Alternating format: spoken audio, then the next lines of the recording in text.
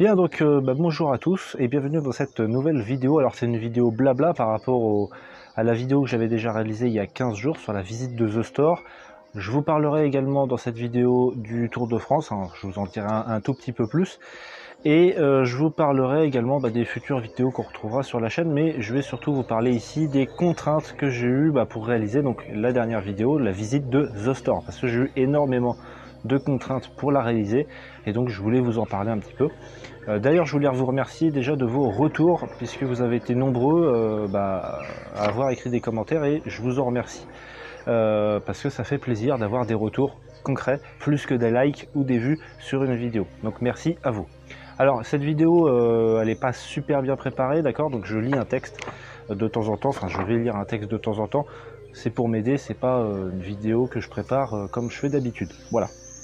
Bien, donc on va commencer avec les contraintes que j'ai eues pour la réaliser cette vidéo. Alors déjà la première c'était les fonds nécessaires pour réaliser cette vidéo.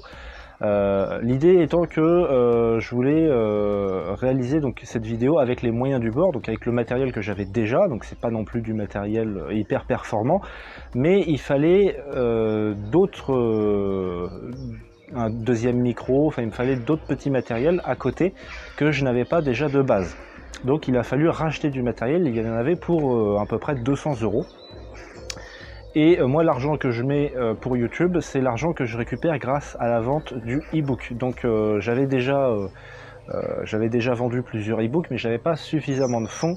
En tout cas pour tourner cette vidéo là, j'avais pas suffisamment de fonds et j'ai eu énormément de chance justement dans mon projet de cette vidéo. C'est qu'au moment où j'ai voulu réaliser cette vidéo, donc c'était il y a 2 mois à peu près maintenant, j'ai eu mon collègue et ami Chef Pampan qui a sorti sa vidéo FAQ. Et donc dans sa vidéo FAQ, il parle du e-book. Donc certains d'entre vous l'ont certainement vu, voire peut-être la totalité d'entre vous. Et donc suite à sa FAQ, faut être honnête, il y a eu des ventes. Alors il y en a eu une quinzaine, alors ça paraît pas énorme comme ça, mais ça a permis justement d'amener les fonds qui manquaient pour pouvoir réaliser cette vidéo. Donc merci à toi Thomas, et merci également à tous ceux qui ont acheté le e-book tout simplement. Donc j'avais les fonds nécessaires pour réaliser cette vidéo, il manquait plus qu'à, il restait plus qu'à réaliser la vidéo. Donc il a fallu que je sélectionne un terrain, donc l'idée c'est que je trouve un terrain proche de chez moi, et surtout un terrain qui organisait une partie, parce que la contrainte c'est que je suis en Normandie, et depuis que le Covid s'est arrêté, il y a un souci de joueurs en fonction des terrains en fait. C'est que des parties sont organisées mais il n'y a pas suffisamment de joueurs. Alors en ce moment ça a tendance à revenir tout doucement. A priori d'autres régions de France subissent la même chose, alors pas beaucoup, elles sont que quelques-unes. Et donc moi au début quand j'ai voulu tourner la vidéo, c'était un petit peu le souci, c'est-à-dire que j'avais sélectionné des terrains, enfin 2 terrains, celui où je vais habituellement et la 4. Seulement à chaque fois les parties étaient annulées faute de joueurs. Donc voilà, bon au final j'ai eu du pot, il y a eu une partie qui s'est maintenue et elle a été plutôt complète en termes de place, donc c'était assez intéressant. Donc je suis allé à la 4, alors pourquoi j'ai sélectionné la 4 ? Parce que je voulais me mettre dans les conditions du Tour de France, c'est-à-dire un terrain que je ne connais pas, avec une équipe techniquement que je ne connais pas. Donc c'était le but, parce que j'aurais pu très bien aller dans une asso que je connaissais, et la 4 je connaissais de nom. Je connaissais de vue parce que j'avais vu d'autres vidéos, mais je n'étais jamais allé dessus. Donc là, c'était une première en plus pour moi, donc ça me mettait vraiment en condition. Alors, en termes de contraintes matérielles, alors il y a eu plusieurs choses.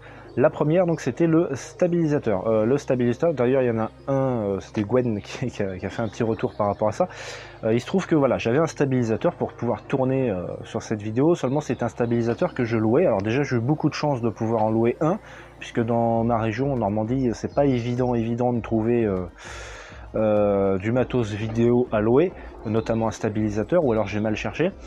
Et donc j'ai eu du pot d'en trouver un en location, donc j'ai pu le louer. Malheureusement j'ai pas pu le prendre en main plus que j'aurais aimé le prendre en main. Enfin, c'est-à-dire que un stabilisateur c'est intéressant, mais ça s'apprend à se manipuler un petit peu, pas beaucoup, mais il y a quand même quelques petites choses. Et moi je l'ai eu la veille pour le lendemain et c'était pas suffisant vraiment pour apprendre correctement à l'utiliser.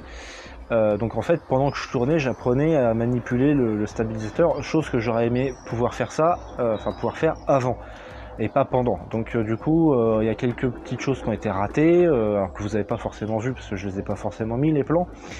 Donc voilà, ça c'était le petit souci, le souci du stabilisateur. Et deuxième souci, c'est que pendant la partie, donc les plans que j'ai tournés pendant que les joueurs jouaient, je ne pouvais pas utiliser le stabilisateur puisque c'était une location. Et le risque, c'est qu'une bille tape dessus et l'abîme et fasse sauter le chèque pas de garantie, de caution.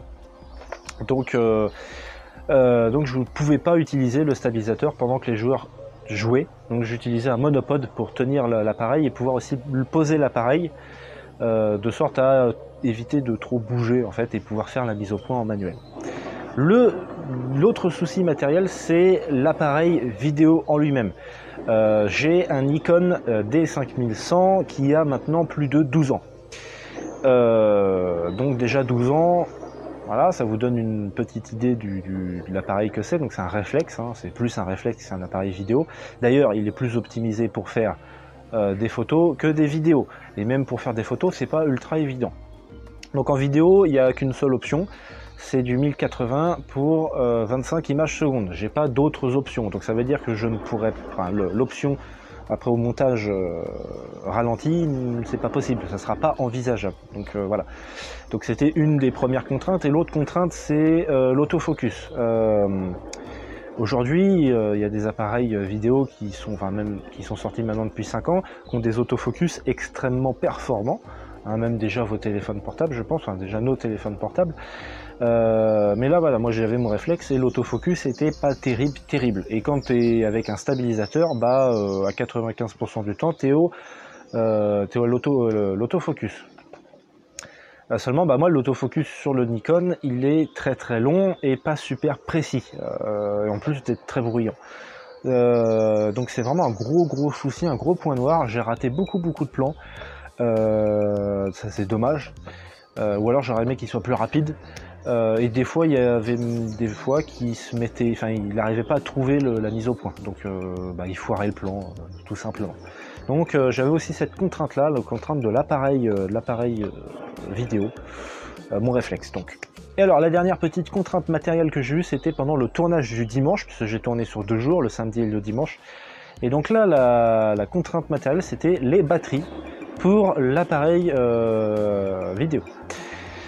J'ai eu un souci de batterie vraiment très embêtant, puisque dès le matin, je me suis retrouvé quasiment en rate de batterie. Alors pas parce que je n'avais plus de batterie, mais parce que les batteries étaient vides. Alors dans la mesure où en fait j'avais acheté 4 batteries supplémentaires toutes neuves, seulement les batteries neuves, il faut savoir que normalement il faut les choquer, j'ai envie de dire, c'est-à-dire qu'il faut les vider pour les recharger une fois ou 2 fois, histoire qu'elles soient prêtes à être utilisées. Moi, j'avais pas le temps puisque je les ai eus la veille pour le lendemain, donc j'ai pas eu le temps de les choquer, donc je me suis dit c'est pas grave, on va faire avec, on va se dire que ça va tenir et tout ça, mais au final en fait ça n'a pas tenu du tout. C'est-à-dire que le matin j'ai filmé avec les batteries que j'utilise quotidiennement, donc elles ont tenu 1h30 à peu près, donc j'ai pu faire beaucoup de plans, tout ça. J'ai commencé à filmer la partie, donc les 2 parties de chauffe du matin, et après je me suis retrouvé, il me restait plus que 3 batteries sur 6. Et je me suis dit là je vais m'arrêter de filmer et je vais garder tout pour les interviews. Seulement quand j'ai commencé les interviews, je me suis aperçu que les batteries que j'utilisais se vidaient à une vitesse folle. Donc là du coup j'étais vraiment en stress, en plus d'être en stress de base puisque c'était quelque chose de nouveau pour moi. Donc j'avais ce souci de batterie et à tout moment en fait l'appareil pendant qu'il filmait pouvait s'arrêter. Au final j'ai eu beaucoup de chance puisque j'ai pu faire toutes les interviews que je voulais, même un petit peu plus. Et un petit peu plus longue, je pense à celle de Asso qui a duré plus de 10 minutes. Alors vous avez vu que 2 minutes, mais en vrai elle dure 10 minutes. Donc j'avais vraiment ce stress de batterie qui pouvait couper à tout moment et c'était fini, ça pouvait foirer totalement le tournage et au final je m'en suis plutôt bien sorti. J'ai pu faire les plans que je voulais, alors pas autant que je voulais, mais dans la totalité j'ai pu faire ce que vous avez pu voir pour la vidéo du coup. Donc globalement, j'ai réussi à m'en sortir. Voilà. L'autre petite surprise, après c'était au montage. Donc c'est la partie montage. Donc là, la première surprise, ça a été de voir la quantité de vidéos, enfin la place que ça prenait du coup, puisque je suis arrivé sur 50 gigas de fichiers au total. Alors 50 gigas, ça peut paraître pas gros. Moi, je m'attendais pas autant, dans la mesure où je filme en 1080 pour 25 images par seconde. Donc je m'attendais vraiment pas à 50 Go d'images, moi je m'attendais plus à 30 Go, donc du coup j'ai été pris de court et il a fallu que je rachète une clé USB, parce que je travaille encore sur clé USB, je n'ai pas de disque dur externe, donc ça a été aussi une contrainte, et puis du coup un achat imprévu, que j'ai pu du coup faire grâce aux ventes du e-book une fois de plus. Et après au montage, j'ai eu aussi un autre petit souci avec mon PC. C'est que mon PC, plus je montais et plus j'avançais dans le montage, plus le PC ramait. Alors de base c'est un bon PC, même pour faire les vidéos que je fais habituellement, seulement là il a montré vraiment ses limites dans la mesure où il était très lent en fait. Plus je mettais de plans sur la timeline, donc la timeline ça sert à... c'est là-dessus qu'on monte en fait nos vidéos, et plus je mettais de plans, plus je mettais de choses sur cette timeline, et plus je m'étendais, plus le PC ramait. C'est-à-dire que des fois je mettais, quand je suis arrivé à peu près à la moitié du montage vidéo, le PC, quand j'allumais le logiciel et ma session de montage, le PC mettait 10 minutes à ouvrir la session de montage. Idem pour la sauvegarde. Et quand j'effaçais un plan ou alors que j'en déplaçais un, c'est pareil, il mettait 45 secondes à 1 minute pour faire l'opération. Donc c'était affreusement long, j'ai perdu vraiment beaucoup de temps avec ça. Et en fait, en regardant avec le gestionnaire des tâches, je me suis aperçu que la RAM ramait. Donc j'ai dû racheter une barrette de RAM, donc pareil, encore un achat supplémentaire imprévu. Et je me suis aperçu que le processeur ramait un petit peu, mais bon là, sur un PC portable, on peut pas faire grand chose. Mais déjà avec une RAM supplémentaire, donc du coup je suis arrivé à 16 Go, j'arrivais à monter correctement. Alors c'était quand même long, mais un petit peu plus fluide. Donc j'ai pu au final faire le montage que vous avez vu. Donc en fait le souci c'était que la timeline était trop bombardée de fichiers d'opérations du coup, puisque je m'étendais sur quasiment 2 heures de timeline pour 20 minutes de vidéo. Donc ça vous donne une petite idée, en tout cas pour ceux qui connaissent un petit peu. Et donc du coup après ces menus détails, ces petits soucis, j'ai réussi à faire la vidéo que vous avez tous vue et que beaucoup ont apprécié, donc merci à vous. Donc c'était un épisode pilote, déjà une première aussi pour moi en termes de montage, en termes de tournage. C'était vraiment la toute première fois que je faisais ça. Avant ça c'était que de l'intellectuel, j'avais que intellectualisé la chose. Là j'ai tourné, j'ai appris beaucoup sur moi, sur le matériel, sur ce qu'il faudrait éventuellement par rapport à ce que j'avais déjà pu voir avant. Donc ça a été vraiment extrêmement intéressant pour moi. Je me suis aperçu aussi de toutes les erreurs que j'ai commises, parce que j'en ai fait beaucoup. Alors certains ne les ont peut-être pas vues, mais moi je les ai vues. Donc c'est des choses que je reverrai pour les prochaines fois. Donc d'ailleurs je voulais revenir un petit peu sur le Tour de France de l'Airsoft. Donc moi j'ai eu le temps de réfléchir beaucoup sur le sujet et d'écrire beaucoup. Donc d'une part, on aura donc comment je vois moi le Tour de France. Donc on va avoir d'une part la série du Tour de France de l'Airsoft. Donc la série, ce sera des épisodes un petit peu comme le pilote, c'est-à-dire on va démarrer d'un endroit culturel et on va partir sur un terrain d'airsoft. Seulement par épisode, au lieu d'en voir un terrain, on en verra 2 à 3 terrains, ou alors en plus des terrains, on aura aussi une interview de youtubeurs. Ça dépendra en fait d'un petit peu de où est-ce que je serai. Pour les youtubeurs, ça sera une surprise. Voilà, merci d'ailleurs à tous ceux qui ont répondu à mon appel. Donc voilà un petit peu comment je vois les épisodes de la série du Tour de France, et on aura également les épisodes bonus. Alors les épisodes bonus, ce sera donc sur des terrains atypiques, des terrains plus adaptés à des OP ou alors extrêmement bien aménagés. Je pense à des villages de combat, il y a vraiment des terrains extrêmement intéressants, ou des forts aussi, des forts militaires qui datent du siècle dernier, même du siècle encore passé. Donc vraiment des terrains extrêmement intéressants, extrêmement atypiques, donc à voir. Donc là ça sera vraiment pour les épisodes bonus. Et en plus, on retrouvera également les reportages de guerre, donc les reportages de Jack Hammer sur les différentes OP qu'on peut retrouver en Airsoft. Alors Jack Hammer, c'est moi, c'est mon surnom. Et donc sur les OP, je serai reporter de guerre, donc vous suivrez un reporter durant différentes OP de différentes époques, voilà, pour voir aussi un petit peu ce monde qui existe, cette branche de l'Airsoft qui existe. Et une fois le Tour de France terminé, avec tous les plans que j'aurais filmés, tous les terrains que j'aurais fait, eh bien je remonterai un documentaire, donc un road trip documentaire sur l'Airsoft, l'airsoft c'est quoi en fait. Je vais partir sur cette base là et je me mettrai donc dans la peau de quelqu'un qui ne connaît pas du tout l'airsoft et qui chercherait à découvrir à travers la France eh bien toutes les branches de l'airsoft, les dominicales, les OP, le milsim, les différentes branches de milsim, le speedsoft, les particularités de tout ça, comment on fait pour participer, les répliques. Il y a énormément de choses à voir, à parler, et je trouve que ça se prête aujourd'hui à ce stade d'évolution de l'airsoft. Je pense que ça se prête très très bien à justement un documentaire, un long format, voilà. D'ailleurs, pour les terrains que je visiterai lors du Tour de France, je les ai déjà plus ou moins sélectionnés. Ceux qui sont sur Facebook, ou en tout cas qui ont vu les messages, notamment sur des gros groupes Facebook dédiés à l'airsoft, vous avez dû voir passer au moins un de mes messages où je recherchais des terrains dans une région particulière. Alors, ça s'est pas super bien passé comme j'aurais voulu cette recherche de terrain, dans la mesure où, en fait, très rapidement, j'ai eu sur 6 groupes, je crois, 6 ou 7 groupes, je me suis retrouvé qu'avec un seul groupe qui diffusait mes messages, et sur 12 messages, j'en avais eu que 11 qui avaient été publiés sur ce même groupe. Donc, bon, ça c'était pas, j'ai pas eu autant de retours que j'aurais aimé. Bah, globalement, je m'en suis plutôt bien sorti, puisque j'ai vu beaucoup de gens qui m'avaient contacté aussi en message privé, qui m'ont donné beaucoup d'adresses, et au final, eh bien, je me suis retrouvé avec plus de 200 adresses à travers la France. Alors j'ai eu des régions où j'avais vraiment quasiment rien et d'autres beaucoup, vraiment énormément. Donc déjà je remercie vraiment tous ceux qui ont participé, voilà, qui m'ont donné des adresses. Merci à vous. D'ailleurs il y en a qui sont vraiment excellentes, que je ne connaissais pas du tout, donc vraiment merci. Donc voilà, 200 adresses. Alors après il a fallu faire un tri, donc là pareil, ça n'a pas été évident, ça a été très très long. J'ai mis une bonne semaine pour trier tout ça, faire un bon tableau. Donc voilà, 200 adresses, c'est pas rien. Donc là j'en ai sélectionné une vingtaine de terrains. Alors au départ j'étais sur une trentaine, mais après je me suis dit ça serait beaucoup trop pour le Tour de France, et même une vingtaine, je pense que c'est encore trop. Trop dans le sens répétitif. Puisqu'après il y a aussi ça, c'est-à-dire qu'on parle d'une série.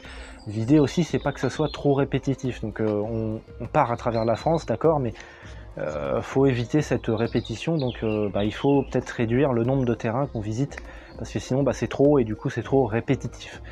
Donc actuellement je suis sur une vingtaine de terrains. Alors ils sont déjà plus ou moins sélectionnés, dans la mesure où j'ai déjà passé beaucoup de temps et je pense avoir trouvé des bons terrains. Après je suis pas à l'abri de tomber des fois sur d'autres nouvelles adresses qui me semblent très intéressantes à voir et à parler, et du coup je les ai rajoutées du coup dans ma feuille de route, qui n'est pas encore tout à fait terminée de toute manière. Voilà, et donc j'aimerais terminer sur les futures vidéos de la chaîne, puisque j'en ai prévu certaines, enfin j'en ai prévu quand même quelques-unes. Alors, on va voir le Mosin Nagant de chez SCT. Alors c'est une copie du PPS, non, c'est un repack du PPS je crois, mais version gaz, puisque personne ne parle de la version gaz, et la version gaz est plus ou moins intéressante évidemment, mais elle aussi dispose de tous ces petits soucis, comme la version Spring. La version Spring a ses problèmes, et la version gaz a aussi ses problèmes, qui sont totalement différents évidemment. Donc je vous ferai une vidéo review, et on fera une vidéo fiabilisation. Donc là je suis en train de faire la fiabilisation, là je suis sur une bonne voie. J'ai réussi à trouver quand même pas mal de solutions, parce qu'il y a plusieurs soucis. Donc on verra tout ça dans de prochaines vidéos. On reverra également le M14 avec les canons internes, canon 602, canon 608. En fait je vais refaire la vidéo que j'avais faite il y a longtemps, mais qui était un peu bâclée, enfin qui n'était pas très précise en termes de visuel. Donc je vais la refaire, et je referai peut-être même une deuxième vidéo suite à ça, en fait, spécifique pour le M14. Parce que le M14 il a un canon très très long, enfin bon, je vais pas m'étaler là plus longtemps. Donc ce sera le sujet aussi d'une prochaine vidéo. On reverra le PPSH 41, je suis actuellement en train de le bricoler, j'ai appris beaucoup sur son fonctionnement semi, pour ne pas dire en fait que j'ai retrouvé le semi. Donc ça sera des choses qu'on reverra. Seulement bon, le PPSH 41 va falloir attendre un peu, puisque j'en ai pour 50 € de bricolage. Donc ça attendra encore un petit peu, parce que c'est 50 €, voilà. Et en plus du PPSH 41, on pourra éventuellement parler d'une MG42. J'en ai une de chez AGM là, sous la main, donc on pourra se faire une petite review 2022, puisqu'il y a beaucoup de reviews qui commencent quand même pas mal à dater. Et pour moi, c'est encore une réplique d'actualité pour le monde de la Seconde Guerre, et qui dispose d'un petit peu ses particularités et problématiques. Donc on pourra éventuellement voir ça. J'ai également un MP40 et un Car 98 sous la main, donc je verrai un petit peu ce que je ferai. Voilà un petit peu. Après, pour les répliques modernes, je crois que j'ai fait un petit peu le tour. Donc voilà pour les futures vidéos. Par contre, quand est-ce que je referai des vidéos, je ne sais pas. J'aimerais commencer à créer un stock de vidéos, comme ça, ce serait beaucoup plus pratique pour moi. Parce que actuellement, je fonctionne la veille pour le lendemain, c'est-à-dire que généralement, je tourne des vidéos, il me faut 15 jours pour faire des vidéos. Je les prépare, j'écris les textes, je les apprends, donc tout ça c'est très très long. Et ensuite, je les tourne. Donc généralement, je les tourne le mercredi. Le jeudi, je fais le montage et le vendredi, ça sort. Donc au total, je passe entre 20 et 30 heures sur une vidéo, en fonction du sujet de la vidéo évidemment. Sachant que des fois il y a des vidéos, c'est des upgrades ou des bricolages, en plus j'ai le bricolage avant à faire. Et le problème en fait, c'est que fonctionner comme ça la veille pour le lendemain, y a un stress, c'est-à-dire que si on tombe sur une réplique qui a